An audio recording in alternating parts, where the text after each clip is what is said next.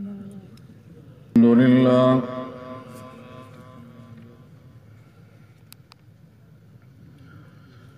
الحمد لله وكفى والصلاة والسلام على سيد الرسل وخاتم الأنبياء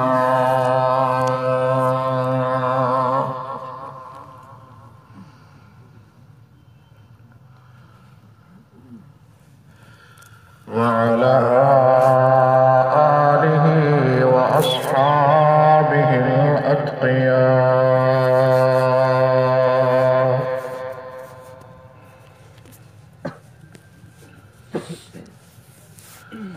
أما بعد فأعوذ بالله من الشيطان الرجيم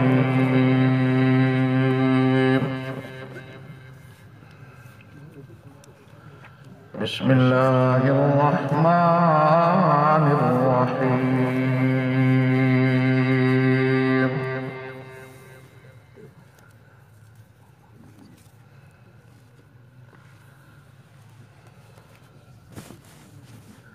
لقد من الله على المؤمنين إذ بعث فيهم رسولا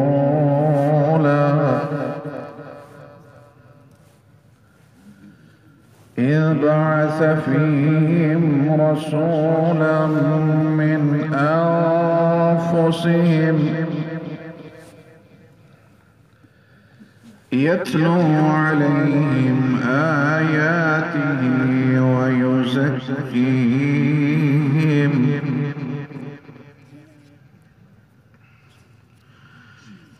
ويعلمهم الكتاب والحكمة وإن كانوا من قبل لفي ضلال مبين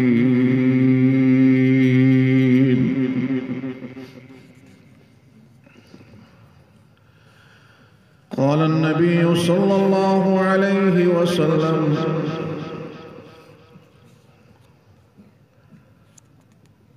حملة القرآن أولياء الرحمن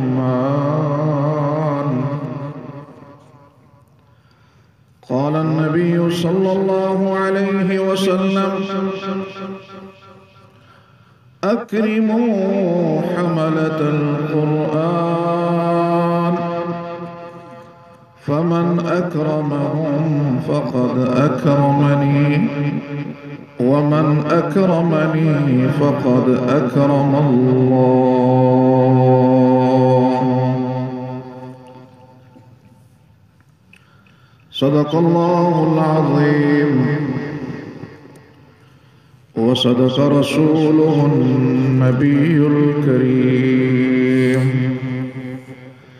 ونحن على ذلك من الشاهدين والشاكرين والحمد لله رب العالمين اللهم صل على سيدنا ومولانا محمد وعلى آل سيدنا ومولانا محمد وأصحابه سيدنا ومولانا محمد وبارك وسلم وصل عليه اللهم صل على سيدنا ومولانا محمد وعلى آل سيدنا ومولانا محمد وأصحابه سيدنا ومولانا محمد وبارك وسلم وصل عليه دریا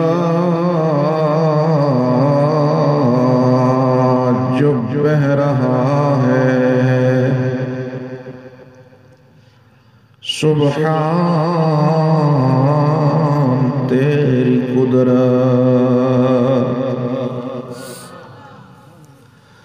ہر قطرہ یہ کہہ رہا ہے سبحان تیری قدرت۔ جو بار جو بار اٹھا نہ سکے ارض و جبال و افلاک،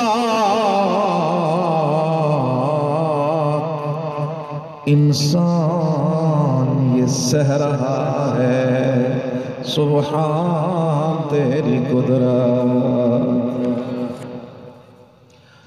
یہی عرض کرنے کو، یہی عرض کرنے کو جی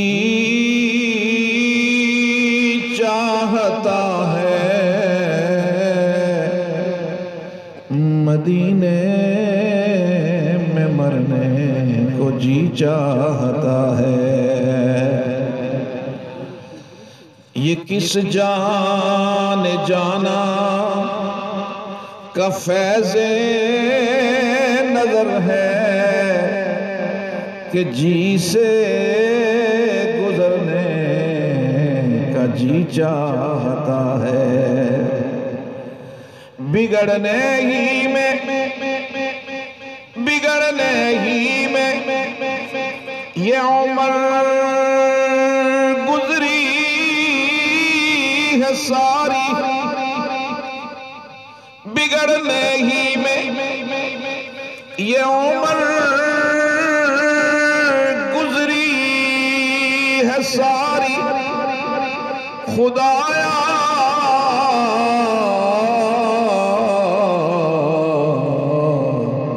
اب سنورنے کو جی چاہتا ہے۔ اللہم صلی علی سیدنا و مولانا محمد وعلا آل سیدنا و مولانا محمد و اصحاب سیدنا و مولانا محمد و بارک وسلم وصلی علیہ۔ نجوم بزم حضرات علماء کرام،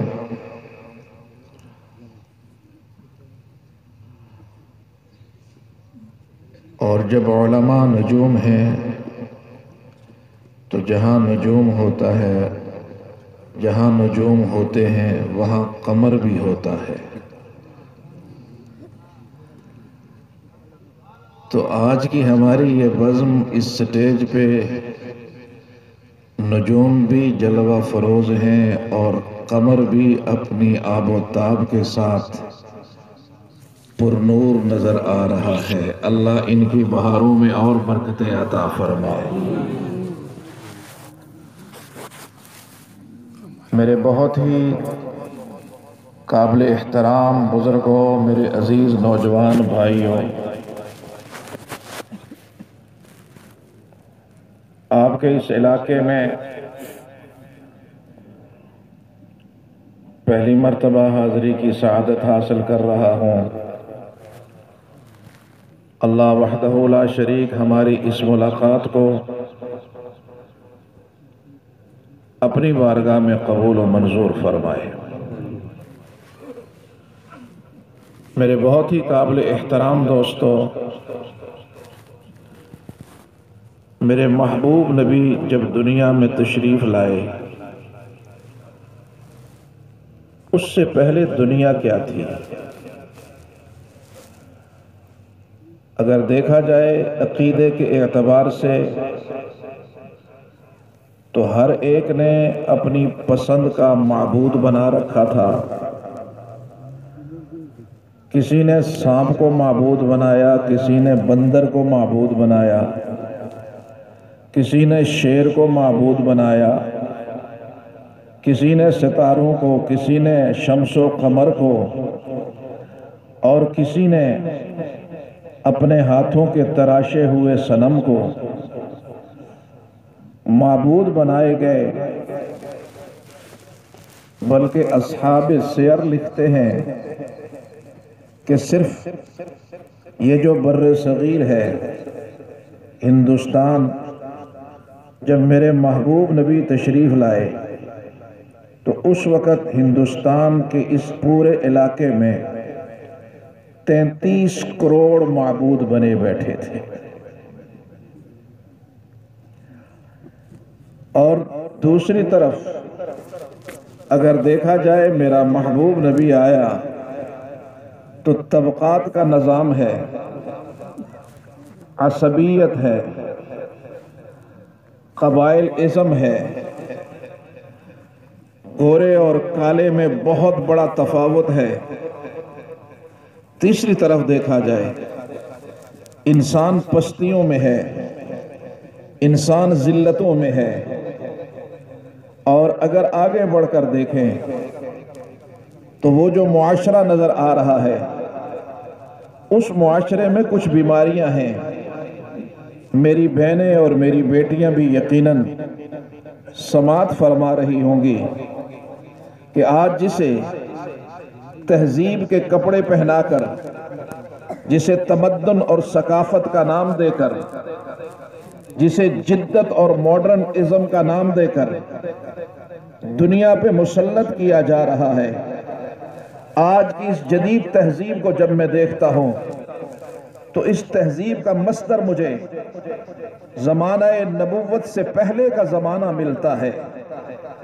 میرے محبوب نبی کے آنے سے پہلے شراب پی جاتی تھی کثرت کے ساتھ۔ میرے محبوب نبی کے آنے سے پہلے بدکاری کثرت کے ساتھ کی جاتی تھی۔ میرے محبوب نبی کے آنے سے پہلے رقص و سرود کی بزمیں دن رات جمع کرتی تھی۔ میرے محبوب نبی کے آنے سے پہلے سود کا معاشی نظام پوری دنیا پر اپنی پوری قوت کے ساتھ نافذ ہو چکا تھا۔ میرے محبوب نبی کے آنے سے پہلے لوگ اپنے لباس کو مختصر کرتے کرتے یہاں تک بےہودگی پہنچی کہ بیت اللہ کا طواف مرد اور عورتیں ننگے ہو کر، بے لباس ہو کر بیت اللہ کا طواف کیا جاتا ہے۔ اور پھر قتل و غارت گری کا نہ ختم ہونے والا ایک سلسلہ کہ جہاں پر اگر کوئی مرغی کسی کے ہاتھوں ماری گئی تو اس پہ سالوں جنگ جاری رہتی ہے۔ چھوٹی چھوٹی باتوں پر لڑائیاں لڑنے والے، چھوٹی چھوٹی باتوں پر قتل کر دینے والے، چھوٹی چھوٹی باتوں پر گاؤں کے گاؤں جلا اور تباہ کر دینے والے، ایسے میں میرا محبوب نبی رحمت بن کر آیا۔ ایسے میں میرا محبوب نبی بہار بن کر آیا۔ ایسے میں میرا محبوب نبی دلوں کا قرار بن کر آیا۔ ایسے میں میرا محبوب نبی آیا تو اس نے اس انسان کو جو مخلوق کے سامنے جھکتا تھا، جو در در پہ جھکتا تھا، اسے بتایا ہر در پہ نہ جھک، یہ ساری کی ساری مخلوق تو تیری خادم ہے، یہ تیری غلام ہے، یہ تیری خدمت میں لگی ہے، تو اس کے سامنے نہ جھک۔ میرے رب نے اس مخلوق کو تیری خدمت کے لیے پیدا کیا ہے۔ تجھ کو میرے رب نے وَلَقَدْ كَرَّمْنَا بَنِي آدم کا خطاب دے کر دنیا میں بھیجا ہے۔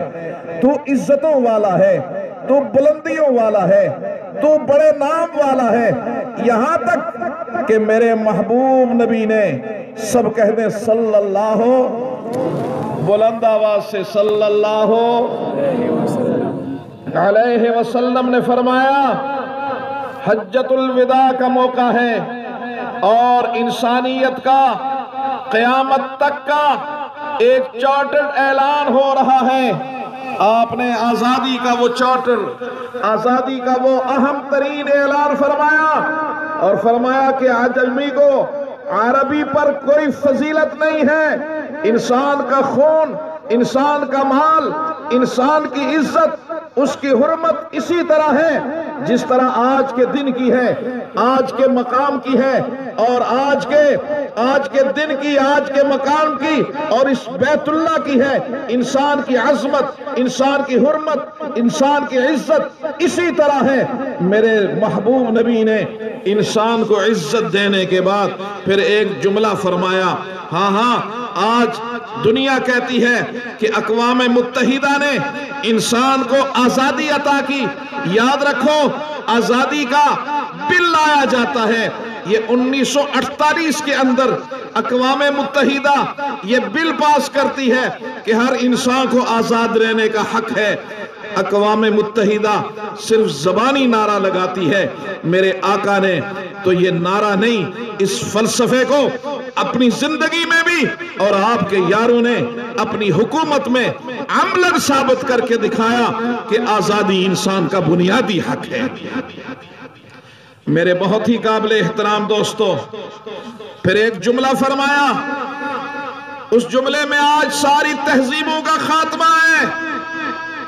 فرمایا اللہ اللہ اللہ اللہ، جس طرح ہم کہتے ہیں نا حضرات حضرات ضروری اعلان سنو، متوجہ کرتے ہیں، تو اللہ کے نبی نے فرمایا اللہ اللہ اللہ، سنو سنو، کل امر الجاہلیہ تحت قدمی موضوع، کہ جتنی تہذیبیں جن کا میں تذکرہ کر چکا ہوں، میرے محبوب نبی نے فرمایا کہ میں آج ان سارے زمانہ جاہلیت کی اس تہذیب کو، وہ کلچر کے نام سے، وہ تمدن کے نام سے، وہ ثقافت کے نام سے، وہ بے حیائی کے نام سے، وہ آوارگی کے نام سے، کسی بھی نام سے ہے، میں آج اللہ کا نبی آج اپنے پاؤں کے نیچے اس کو کچل کے جا رہا ہوں۔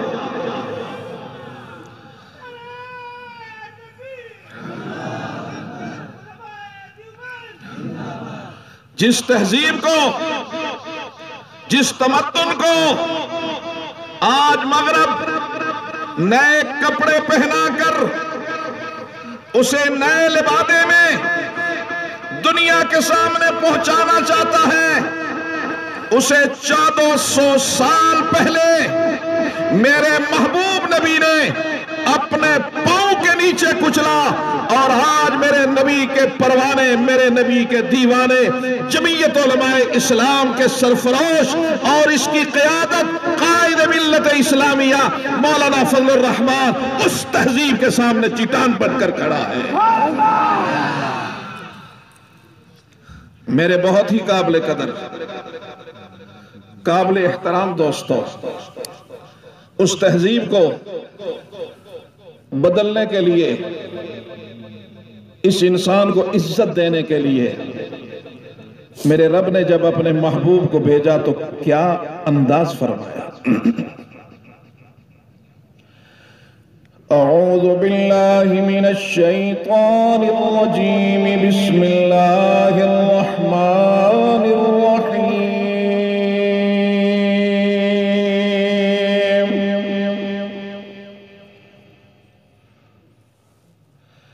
لقد من الله على المؤمنين إذ بعث فيهم رسولا من أنفسهم يتلو عليهم آياته ويزكيهم ويعلمهم الكتاب والحكمة وإن كانوا من قبل لفي ضلال مبين۔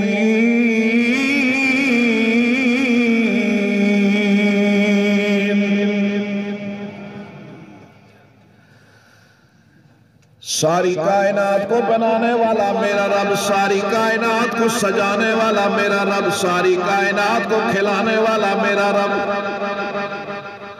سب کی بگڑی بنانے والا میرا رب، پھولوں کو مہکانے والا، نادل کو چہکانے والا، کلیوں کو متبسم کرنے والا، دریاؤں کو بہانے والا، پہاڑوں کو جمانے والا، صبا کو لطافتیں دینے والا، سرسر کو شوخیاں دینے والا رب جب اپنے محبوب کا تذکرہ کرنے لگا تو فرمایا لَقَدْ مَنَّ اللَّهُ عَلَى الْمُؤْمِنِينَ،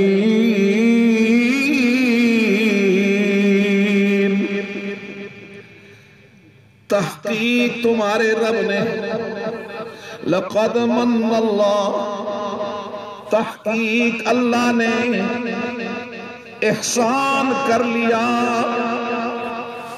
لَقَدْ مَنَّ اللَّهُ عَلَى الْمُؤْمِنِينَ، میرے ربا تیرے احسانات تو بے شمار، سانس اندر لے رہے ہیں تیرا احسان، اگر سانس اندر نہ جائے تو بندہ مر جائے، سانس اندر چلی جائے باہر نہ آئے تو تب بھی، اگر ساری زندگی ایک سانس اندر لینا ایک سانس خارج کرنا، اگر اس کا احسان اور شکر ادا کرتے رہیں تو شکر ادا نہیں ہوگا، لیکن میرے رب نے اسے احسان بن کر نہیں جتلایا، لیکن اپنے محبوب کا تذکرہ آیا تو میرے رب نے فرمایا مومنو ہم نے تم پر احسان کر دیا۔ میرا وجدان کہہ رہا ہے، میرا وجدان کہہ رہا ہے، میرا رب یہ سمجھانا چاہتا ہے کہ او میرے بندو، تمہاری دنیا کا دستور ہے، تم جب کسی سے محبت کرتے ہو تو اس کی محبت میں تم سب کچھ لٹانا شروع کر دیتے ہو، تم جان بھی دے دیتے ہو، مال بھی دے دیتے ہو، سب کچھ قربان کر دیتے ہو، لیکن تمہاری دنیا میں بھی یہ دستور ہے تم اپنا محبوب کسی کے حوالے نہیں کرتے، لیکن میرے بندو میری محبت کا اندازہ کرو کہ مجھے تم کتنے پیارے لگتے ہو، مجھے تم سے کتنی محبت ہے، میں نے تمہیں بچانے کے لیے، میں نے تجھے عزت دینے کے لیے، میں نے تجھے بلندیاں دینے کے لیے، میں نے تجھے رفعتیں دینے کے لیے، میں نے تمہاری جہنم کو جنت سے بدلنے کے لیے اپنا محبوب تمہارے حوالے کر دیا۔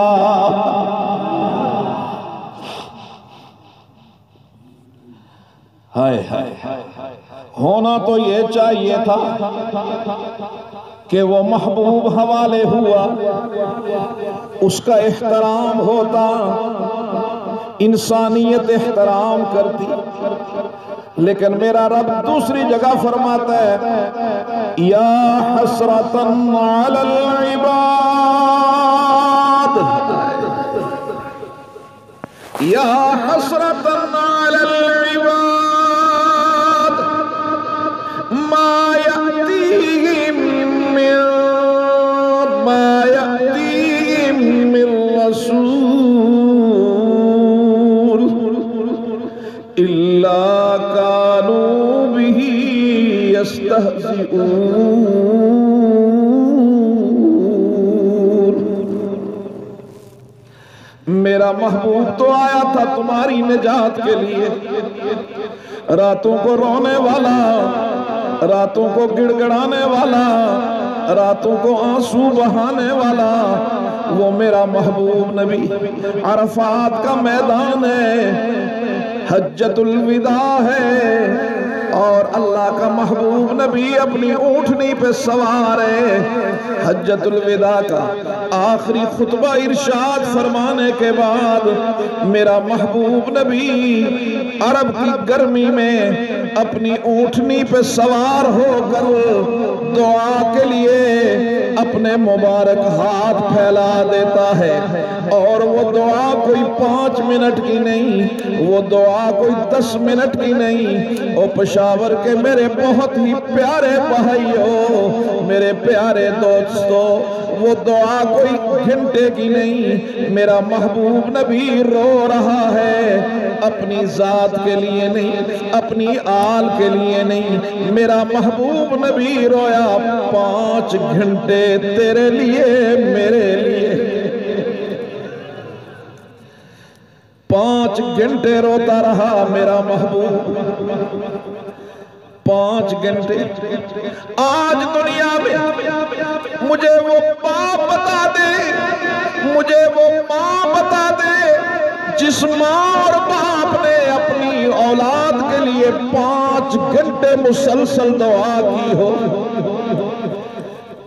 کوئی باپ مجھے بتا دو نا، کوئی ماں بتا دو، کبھی نہیں بتا سکتے۔ ماں سے بھی زیادہ شفیع، باپ سے بھی زیادہ کریم میرا محبوب نبی رو رہا ہے، دامن طلب پھیلا کر میرے رب سے التجا کر رہا ہے۔ میرے ربا آثار بتا رہے ہیں، حالات بتا رہے ہیں کہ عرفات کے میدان میں قیامت تک تیرے بندے آتے رہیں گے، تیرے سامنے دامن طلب پھیلاتے رہیں گے، لیکن آثار بتا رہے ہیں کہ آج تیرا نبی آخری بار عرفات کے میدان میں ہے۔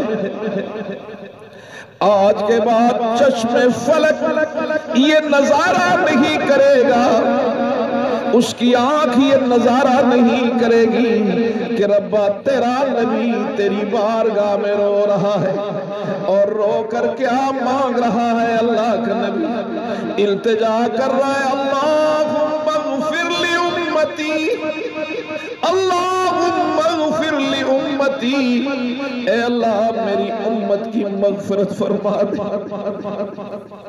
میری امت کی مغفرت فرما دے۔ 5 گھنٹے نہ جانے کیسے کیسی دعا کی ہوگی۔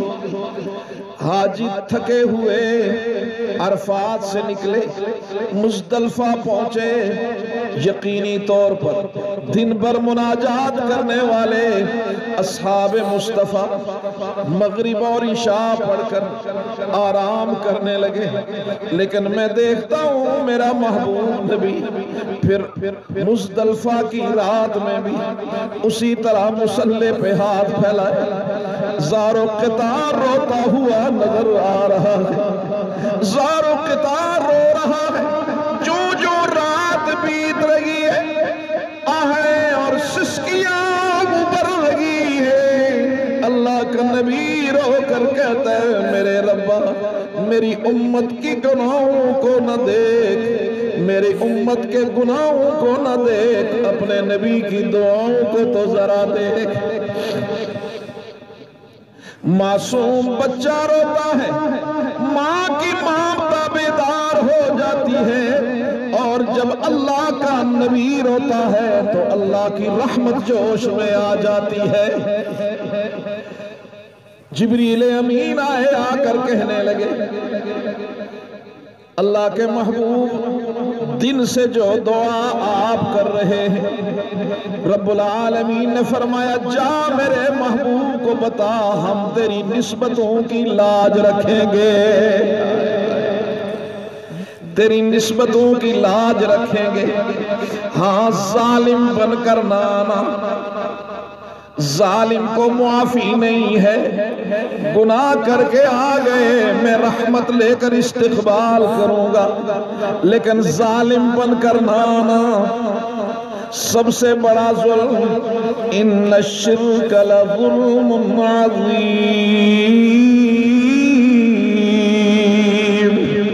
اللہ کی ذات میں، اس کے اسماء اور اس کی صفات میں کسی کو شریک ٹھہرا دینا یہ سب سے بڑا ظلم ہے، سب سے بڑا ظلم۔ پھر اس کے بعد ظلم کے درجات ہیں۔ آپ تو ماشاءاللہ عادل لوگ ہیں، عادل ہیں نا انشاءاللہ، عدل کرتے ہیں، تو بیٹیوں کے ساتھ بھی عدل ہو رہا ہے، بیٹیوں کے ساتھ بھی عدل ہو رہا ہے؟ ہاں جی ہاں ہو رہا ہے۔ اگر میں پوچھوں کہ ہم بیٹیوں کو حصہ دیتے ہیں زمینوں میں؟ اس مجمع میں یہ سالے لوگوں کا مجمع ہے، کچھ لوگ، تو پھر جو نہیں دیتے تو پھر وہ ظالم ہی ہو گئے۔ کسی کا حق کھانا ظلم ہے۔ تو لہذا آج ہم یہ اظہار کریں، آج ہم اس جلسے میں بیٹھ کر عملی طور پر اس چیز کا اقرار کریں کہ جس کو جو بیٹی میسر ہے، جائیداد میں اس کا جو حصہ بنتا ہے وہ اس کو عطا کیا جائے، تاکہ کل مصطفیٰ کے حوض کوثر میں ظالموں میں شمار نہ ہو جاؤں، میں ظالموں کی فہرست میں ظالموں کی صف میں کھڑا نہ ہوں، میں کل مصطفیٰ کی نظروں میں گر نہ جاؤں۔ ہمارے پنجاب کے ایک عالم ہیں، انہوں نے کہا میرے اپنے گاؤں کا واقعہ کہ ایک بڑا ذمہ دار تھا، اس کے 4 بیٹے اور 1 بیٹی، 4 بیٹے اور 1 بیٹی۔ تو ذمہ دار نے سوچا کہ مرنے کے بعد کہیں ایسا نہ ہو کہ بیٹی بھی کھڑی ہو جائے وراثت لینے میں، تو اس نے زندگی میں 4 کو ہبہ کر دی، 4 زمین ساری، کئی 100 کنال، کئی مربع زمین اس نے اپنی زندگی میں ہبہ کر دی۔ اب کیا ہوا؟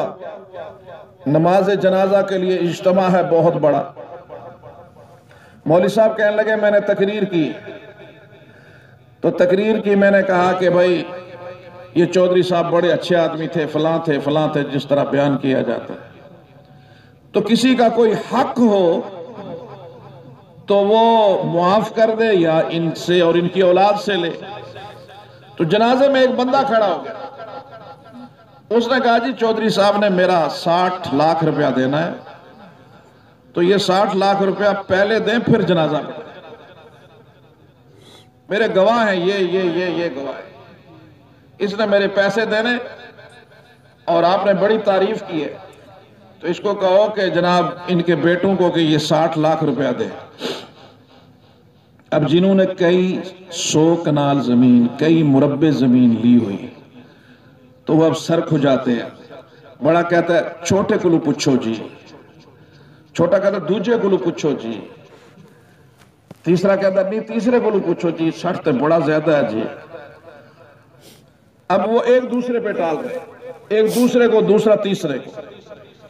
جنازہ کھڑا ہے، مجمعی انتظار میں، آدھا گھنٹہ گزر گیا، لوگ بھی کہتے ہیں وہ دو ان کو، تمہارے پاس اتنی بڑی زمین ہے، زمین دے دو اس کے بدلے۔ کہ نہیں، کس طرح دیں، یہ تو بابے نے پتہ نہیں کیسے کر دیا یہ۔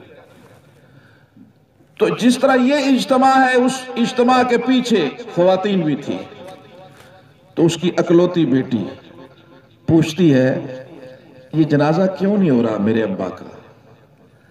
تو کہا اس لیے کہ ایک حقدار کھڑا ہو گیا، اس نے کہا تمہارے باپ نے قرض دینا ہے تو تمہارے بھائی وہ دے نہیں رہے، اس لیے جنازہ نہیں ہو رہا۔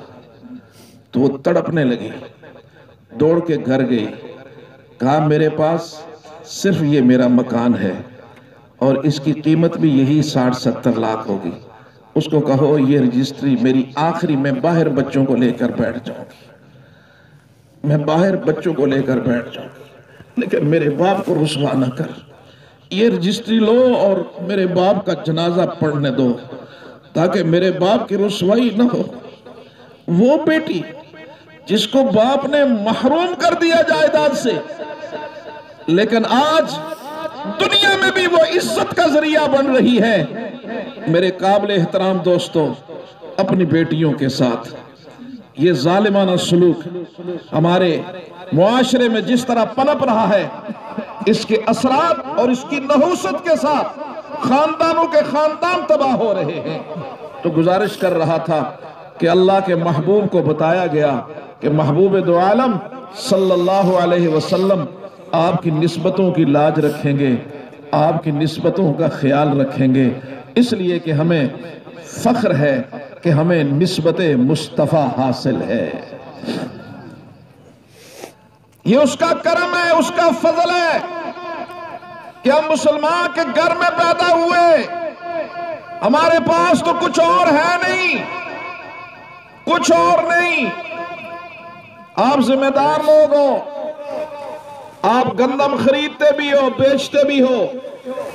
جب گندم خریدتے ہیں بیچتے ہیں، اس کے ساتھ کچرا بھی بکتا ہے، چھوٹے چھوٹے کنکر بھی اس کے ساتھ آ جاتے ہیں. کبھی کسی نے ایسا نہیں کیا کہ کنکر اور کچرا نکال کر گندم دو. وہ کچرا بھی گندم کے ساتھ، وہ کنکر بھی گندم کی قیمت پہ آ جاتے ہیں. ورنہ ان کنکروں کو اگر کوئی خریدنے لگے تو کوئی نہیں خریدے گا، وہ تو مفت میں کوئی نہیں لے گا. لیکن جب وہ کنکر اور کچرا گندم کے ساتھ جڑ گیا تو وہ گندم کے ساتھ تلتا ہے. تو اگر کچرا گندم کے ساتھ جڑ کر قیمتی بن جاتا ہے تو یہ امت اپنے نبی کے ساتھ جڑ کر کتنی قیمتی بن جائے گی. تو پھر کہوں گا کہ نسبت مصطفیٰ، نسبت مصطفیٰ بڑی چیز ہے. جس کی نسبت نہیں اس کی بخشش نہیں. نسبت مصطفیٰ بڑی چیز ہے، جس کی نسبت نہیں اس کی بخشش نہیں. خود خدا نے یہ فرما دیا، خود خدا نے یہ فرما دیا، جو تمہارا نہیں وہ ہمارا نہیں. یہ علماء کی جو محنت ہو رہی ہے، یہ مسجد مدرسے کی محنت ہو رہی ہے، یہ جو جلسوں اور اجتماع کی محنت ہو رہی ہے کہ ہم سارے در مصطفیٰ تک پہنچ جائیں، ہم سارے در مصطفیٰ تک پہنچ جائیں. یہ محنت ہو رہی ہے کہ ہم در مصطفیٰ تک پہنچ جائیں، نسبت مصطفیٰ مل جائے. تو میرے بہت ہی قابل احترام دوستو، رب العالمین نے فرمایا لَقَدْ مَنَّ اللَّهُ عَلَى الْمُؤْمِنِينَ إِذْ بَعَثَ فِيهِمْ رَسُولًا مِّنْ أَنفُسِهِمْ يَتْلُو عَلَيْهِمْ آيَاتِهِ وَيُزَكِّيهِمْ وَيُعَلِّمُهُمُ الْكِتَابَ وَالْحِكْمَةَ وَإِن كَانُوا مِن قَبْلُ لَفِي ضَلَالٍ مُبِينٍ.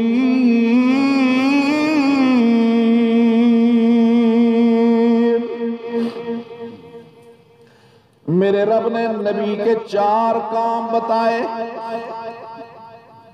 پہلا کام یتلو علیہم آیاتی.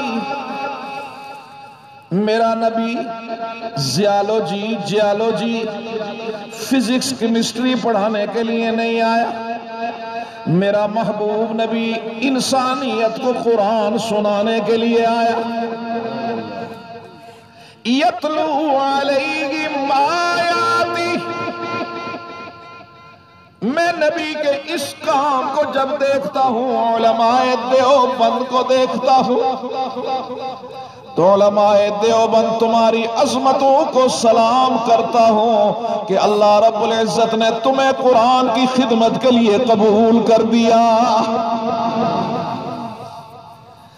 آج سے 5 سال پہلے جدہ میں ایک مقابلہ ہوا.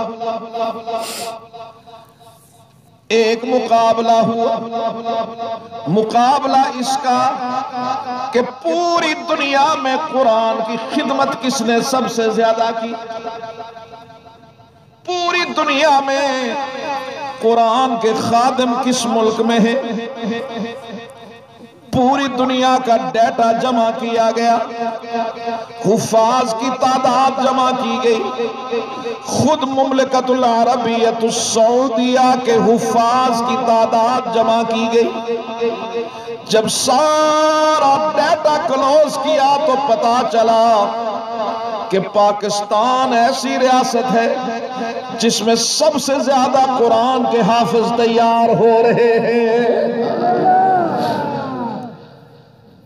ہائے ہائے، یہ پاکستان اللہ کی نعمت ہے، اس نعمت کی قدر کرو۔ آج میں پورے وثوق سے کہتا ہوں کہ سب کچھ ہونے کے باوجود جتنا دین کا کام پاکستان میں ہو رہا ہے دنیا کے کسی ملک میں نہیں ہے۔ تو سارا جمع کر کے تو کہا کہ سب سے زیادہ حافظ پاکستان میں۔ پھر پاکستان میں بہت سارے مکاتب فکر ہیں، کس مکتبہ فکر کے ادارے بہت زیادہ ہیں؟ تو پتہ چلا کہ یہ سعادت علماء دیوبند کے حصے میں آئی ہے، علماء دیوبند کے حصے میں آئی۔ اس سال صرف وفاق المدارس العربیہ پاکستان کے زیر اہتمام 5 سال پہلے 63,000 حافظوں نے اس سال امتحان دیا مکمل قرآن کا، اور گزشتہ برس 73,000 حفاظ نے قرآن کریم کا مکمل امتحان دیا۔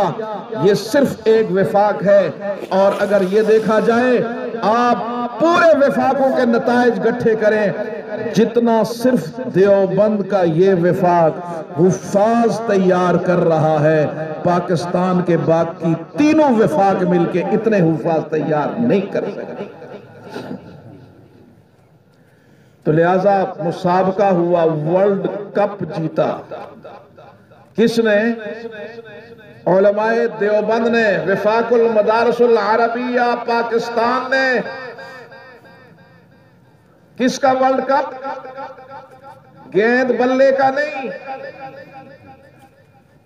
قرآن کا، جس کے لیے یہ ملک بنا تھا، اس کا ورلڈ کپ جیتا۔ لیکن کسی کے کانوں پر جوں بھی نہیں رہی، کوئی کسی طرح کا اہتمام نہیں۔ حالانکہ جو حافظ بچہ قرآن پڑھتا ہے، حفظ کرتا ہے، وہ جانتا ہے، استاد جانتا ہے یا والدین جانتا ہے کہ وہ کس طرح حافظ قرآن بنتا ہے۔ لیکن پاکستان ورلڈ کپ جیتتا ہے قرآن کے حفظ کا، تو ہونا تو یہ چاہیے تھا کہ حکومت اسے اعزاز دیتی، اسے شاباش دیتی، اس کی تحسین کرتی۔ الٹا اسے مشکوک نگاہوں سے دیکھا جا رہا ہے۔ یہ کیا قیامت ہے باغبانوں، یہ کیا قیامت ہے باغبانوں جن کی خاطر بہار آئی۔ یہ پاکستان اگر بچا ہے تو میرا ایمان ہے ان معصوم حافظوں کی دعاؤں کے صدقے سے بچا ہوئے۔ یہ کیا قیامت ہے باغبانوں جن کی خاطر بہار آئی۔ یہی شگوفے کھٹک رہے ہیں تمہاری آنکھوں میں خار بن کر۔ ایک ورلڈ کپ 1992 میں کیا آپ نے جیت لیا، اس کا احسان پوری قوم ابھی تک ادا نہیں کر سکی۔ کسی نے کہا کہ دنیا کے خوش قسمت ممالک کون ہیں؟ کہا وہ ممالک جو 1992 کے ورلڈ کپ میں ہار گئے، وہ خوش قسمت، ورنہ اس طرح کا کوئی بندہ ان پہ بھی مسلط ہوگا۔ جو آج اس ملک کو ناموس مصطفیٰ کے قاتلوں کے ساتھ ناموس مصطفیٰ پر ڈاکہ ڈالنے والوں کو آج باعزت بری کیا جا رہا ہے۔ جس نبی کے کلمے پہ ملک بنا، اس نبی کی عزت کو پامال کیا جا رہا ہے، اس نبی کی عزت کو پامال کرنے والوں کو بعزت رہا کیا جا رہا ہے اور اس نبی کی ناموس پر جان لٹانے والوں کو عبرت کا نشان بنایا جا رہا ہے۔ یاد رکھو کہ ایک میرے رب کا فیصلہ ہوتا ہے۔ ہاں، ہم نے دیکھا ہے، میں ایک بڑی بات کہنے لگا ہوں علماء کی موجودگی میں۔ رب نے کیا فرمایا؟ یا حسرتاً علی العباد ما یأتیہم من رسول الا کانوا بہ یستہزئون۔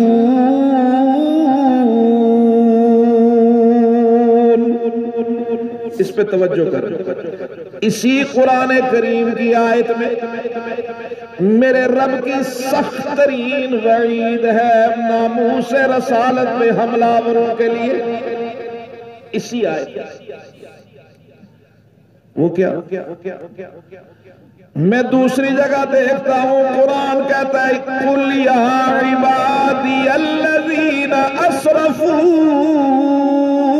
عَلَىٰ أَنفُسِهِمْ لَا تَقْنَطُوا مِن رَحْمَةِ اللَّهِ إِنَّ اللَّهَ يَغْفِرُ الذُّنُوبَ جَمِيعًا۔ اسے توجہ کرنا تو بات سمجھ میں آئی۔ قاتل آیا، میرے رب نے فرمایا یا عبادی۔ ڈاکو آ گیا، میرے رب نے فرمایا یا عبادی۔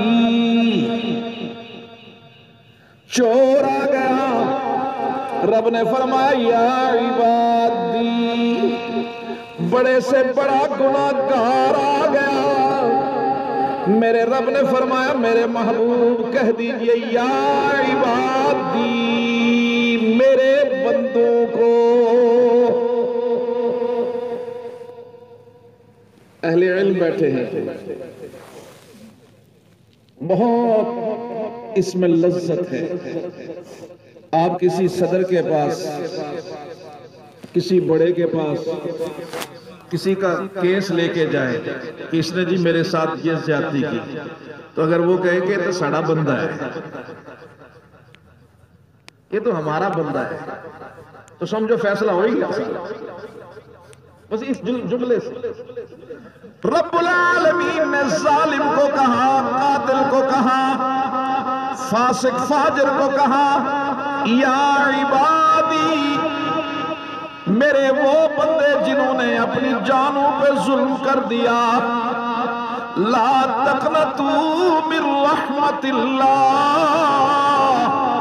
اللہ کی رحمت سے مایوس نہ ہونا، ان اللہ یغفر الذنوب جميعا، وہ اتنا کریم رب ہے، اس کے سامنے گڑ گڑانے والا بن، آنسو بہانے والا بن، وہ تیرے سارے گناہ معاف کر دے گا۔ لیکن جب بات آئی کس کی؟ ناموس سے مصطفیٰ پر حملہ کرنے والے کی، تو یہاں میرے رب نے کیا فرمایا؟ یا حسرتاً علی العباد۔ بات سمجھ میں آئی؟ نہ پوئے اتھے ہی گل ساری۔ آئے ہائے، میرے رب نے یا نسبت والی ہٹا دی۔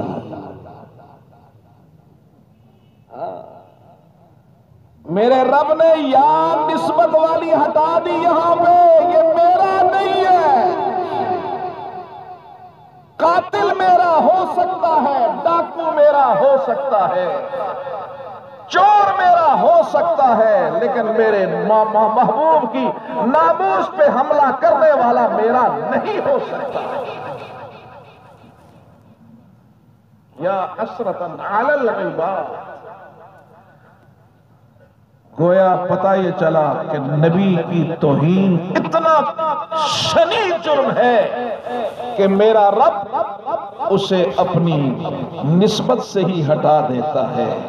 تو آج یہ مجمع جتنا بھی ہے یہ نبی کے دیوانوں اور پروانوں کا مجمع ہے، اور نبی علیہ السلام کے ساتھ محبت کرنے والوں کا مجمع ہے۔ سب کہہ دیں الحمدللہ۔ لہذا نبی کا پہلا کام تھا یتلو علیہم آیات، دوسرا کام تھا، لہذا آج مدرسہ اس کا مصدر میرے نبی کا یہ کام یتلو علیہم آیاتہ سے تعلیم القرآن ثابت ہو گیا، وَيُعَلِّمُهُمُ الْكِتَابِ اس سے دارالعلوم ثابت ہو گیا، وَيُزَكِّيهِمْ اس سے خانقاہ ثابت ہو گئی۔ یہ ہر ایک وہ ہے کہ جس پہ گھنٹوں بات ہوتی ہے تو بات سمیٹنا چاہتا ہوں۔ اور پھر فرمایا والحکمہ، حکمہ کے علامہ علوسی نے اور دوسرے لوگوں نے بہت سارے مفاہیم بیان کیے، حکمت کس کو کہتے ہیں، اگر اسی پہ بات کریں تو بہت وقت لگے گا۔ اور مجھے ایک معنی بڑا اچھا لگا کہ حکمت کا معنی کیا السیاست لغلبۃ الاسلامی،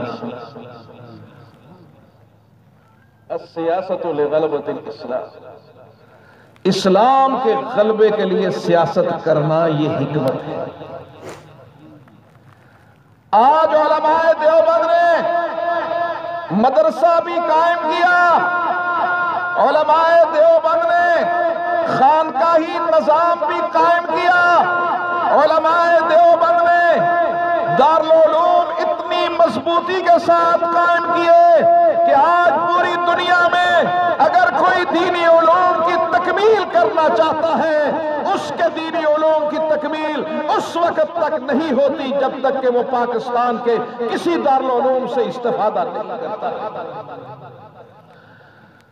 جب علماء دیوبند کے نبوت کے یہ کام تعلیم القرآن بھی ہے، تعلیم حدیث بھی ہے، فقہ بھی ہے اور تزکیہ بھی ہے، اور پھر یہی علماء دیوبند ہیں کہ یہ میرے رب کا کرم ہے، یہ اس کا شکر ہے کہ اللہ نے آپ کو وہ سیاست عطا کی ہے جو سیاست اس ملک کے اندر غلبہ اسلام کے لیے ہے، اور آپ کو وہ قیادت عطا کی ہے کہ اس بے داغ قیادت پر آپ جتنا فخر کریں، اللہ کا شکر ادا کریں تو وہ کسی طرح ادا نہیں ہوگا کہ اللہ نے ہمیں قائد ملت اسلامیہ مولانا فضل الرحمان کی قیادت میں جمعیت علماء اسلام کا یہ پرچم نبوی ہمارے ہاتھوں میں تھمایا ہے، اور یہ غلبہ اسلام کے لیے، غلبہ دین کے لیے یہ سیاست جاری رہے گی انشاءاللہ۔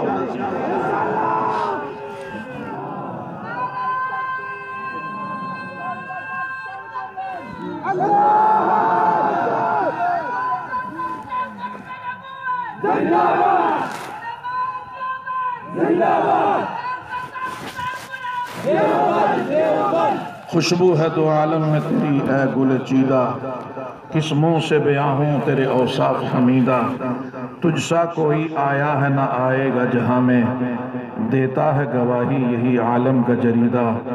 میں محترم قاری سمیع اللہ صاحب دامت برکاتہم کی محبتوں کا، شفقتوں کا ممنون رہتا ہوں کہ ہمیشہ ان کی محبتیں کہیں نہ کہیں ہمیں زور سے کھینچ کے لاتی ہیں، آپ حضرات کی ملاقات کا ذریعہ سبب بنتے ہیں۔ میں تمام اکابر سے درخواست کروں گا کہ وہ اس بندہ عاجز کو بھی اپنی دعاؤں میں یاد رکھیں۔ اللہ آپ سب کے آنے کو، سننے سنانے کو قبول فرمائے۔ وآخر دعوانا الحمدللہ۔